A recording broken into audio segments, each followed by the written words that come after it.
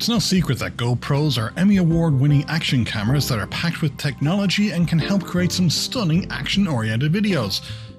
I mean, if that was a secret, it really wouldn't help with sales much. I mean, it'd also be an amazingly bad marketing strategy. It's like, hey, this is the greatest action camera on the market, but don't tell anyone. So it's no surprise that people who buy these cameras are shooting some real action-packed videos of daring exploits. However, there's more to your GoPro than just filming action scenes. For instance, with the bare minimum of effort, you can shoot some amazing night-lapse footage with your camera also. In fact, this doesn't even require much in the way of effort, as the camera mostly does everything itself. So if you own a GoPro and you haven't tried shooting a night-lapse video yet, you really need to give it a go. With just a small amount of effort, you can create some amazing looking footage that can get people pretty darn jealous. So sit back, relax and enjoy. This is DemonView's Guide to Shooting a Nightlapse with your GoPro.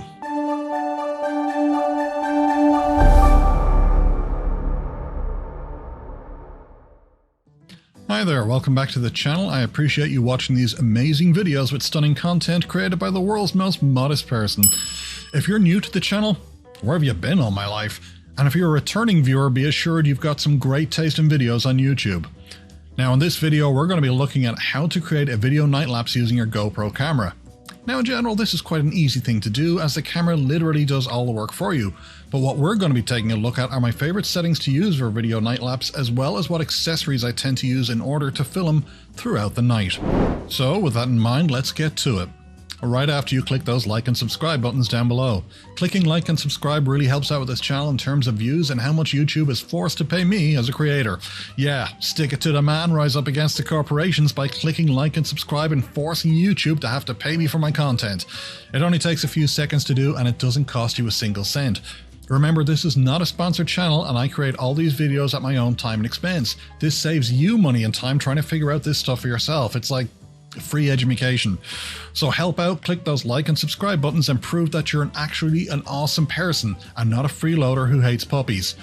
Also, thanks to those who have been decent enough to click like and subscribe already. I mean, I'm now heading for nearly 9k subscribers and that's all thanks to you guys. So with that, on with the video. So first up, the most important thing you're going to need are the accessories. So this is how you can mount your camera, get the angle you want and need, and then film throughout the night.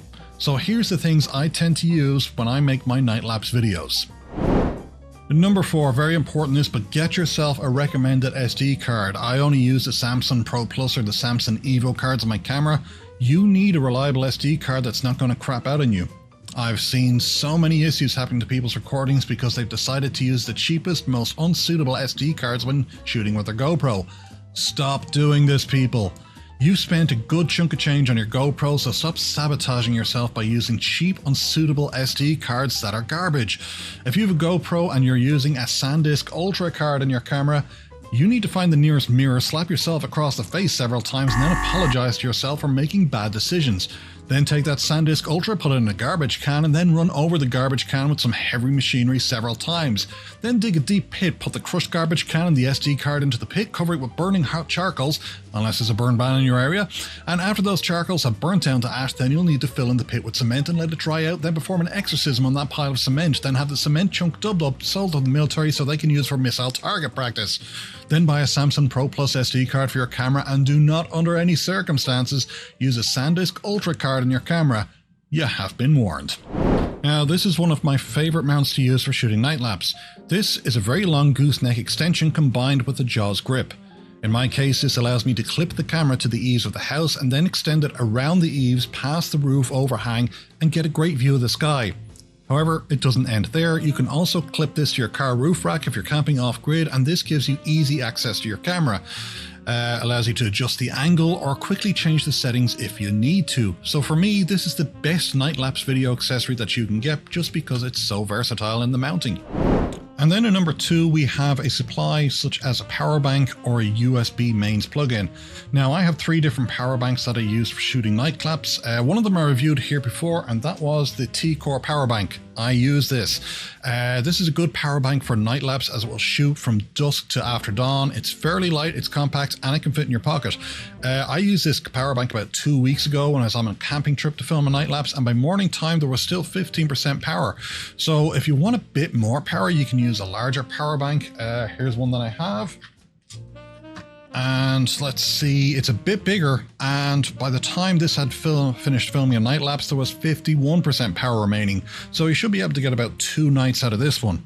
Now, unfortunately, the biggest power bank that I have, which could last me about 4 days or so, is no longer being made. And this one was by Rav Power. This thing is a monster of a power bank, and they just don't make them anymore. And I have to say, this was one of my favorite ones for long shoots.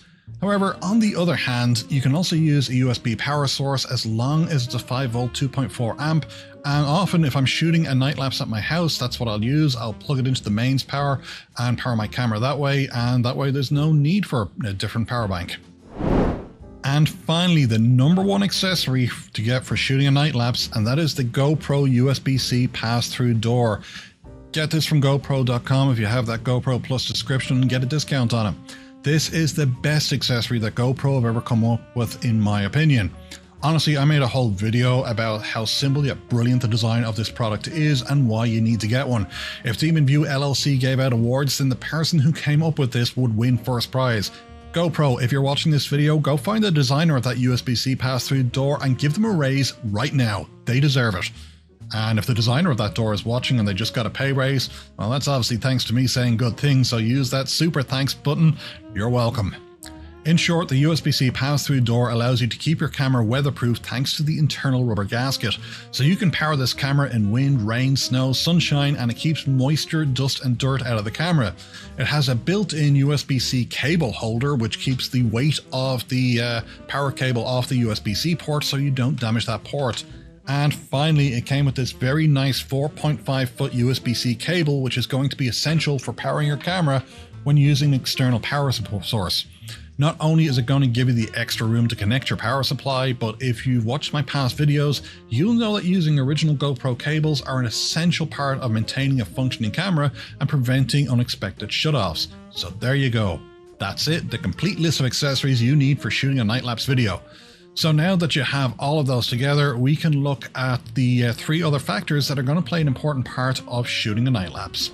#1, location. Obviously the best place you can capture a night lapse is going to be as far away from light pollution as possible. The less ambient light there is around, the better your night lapse video is going to be. Now, that's not to say if you're in a city environment you can't capture a night lapse. You can by all means.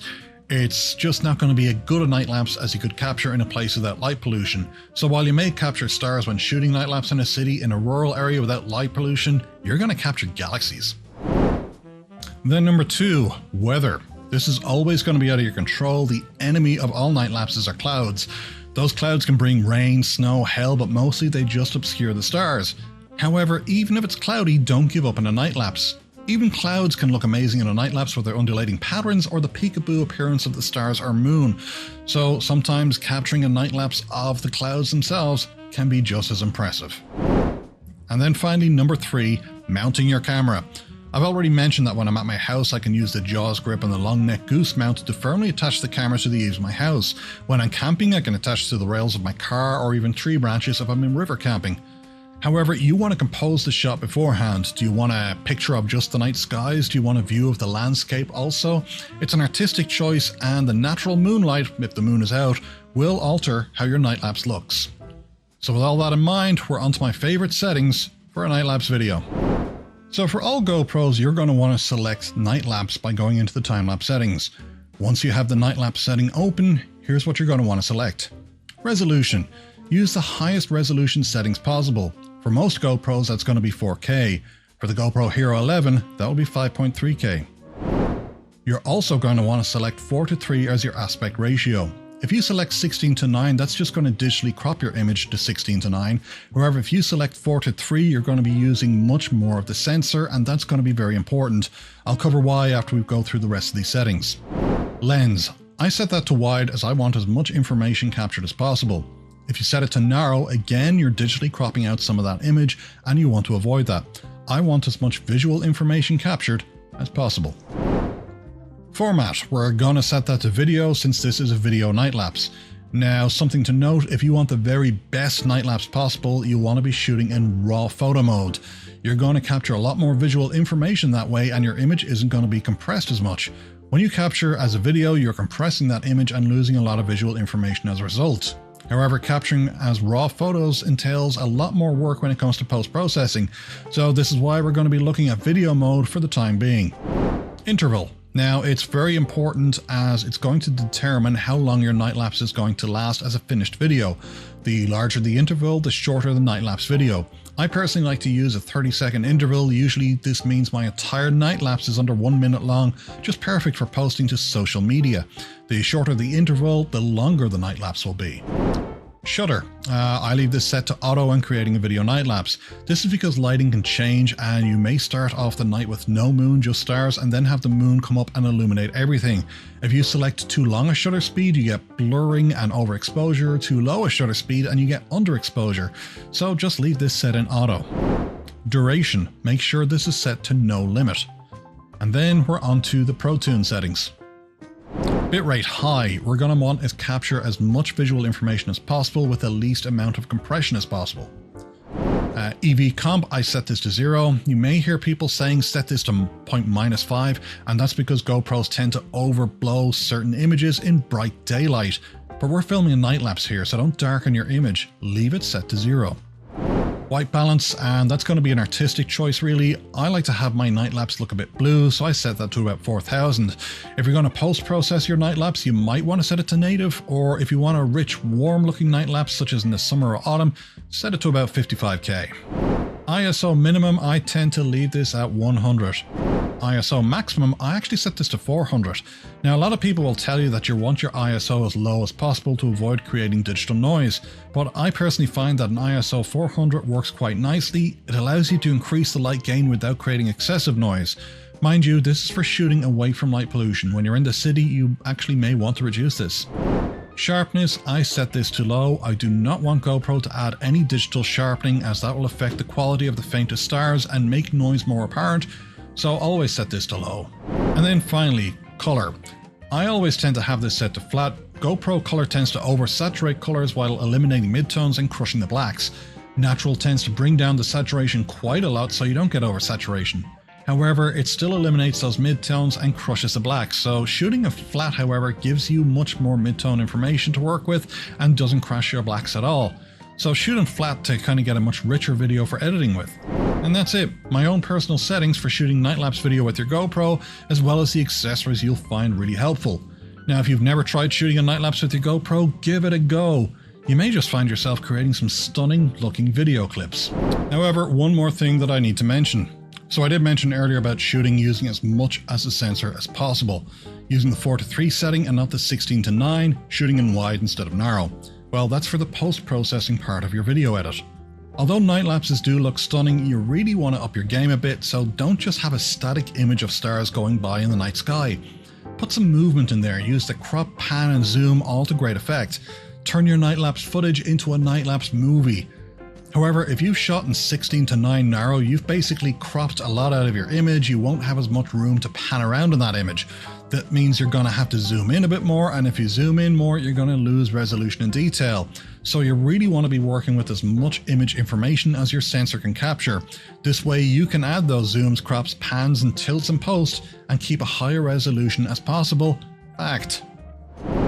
Note this too, when you record night lapse, the counter on the back of the camera does not count how long the video has been recording. What it actually displays is how long the rendered video will be. So if you've had your camera recording a night lapse for about 10 minutes and it's only showing 1 second of video, that's correct. Using these night lapse settings in this video that I've given, it will take likely between 7 to 9 hours just to create about 45 seconds of video. So don't look at that counter, see 1 second and think your camera has frozen up. It hasn't, it's doing exactly what it should be doing. And there you go, that's it. You're ready to start shooting night lapse videos with ease. So if you like this video and you found it helpful, you know what to do. Spoiler alert, it's clicking the like and subscribe buttons. Try it all out and hey, link your video results down below and let everybody see what you've managed to create.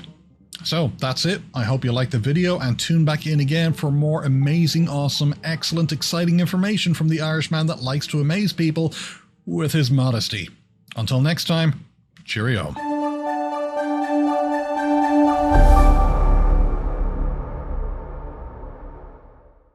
Hey, bonus bit for the people that stayed after the credits. Well done.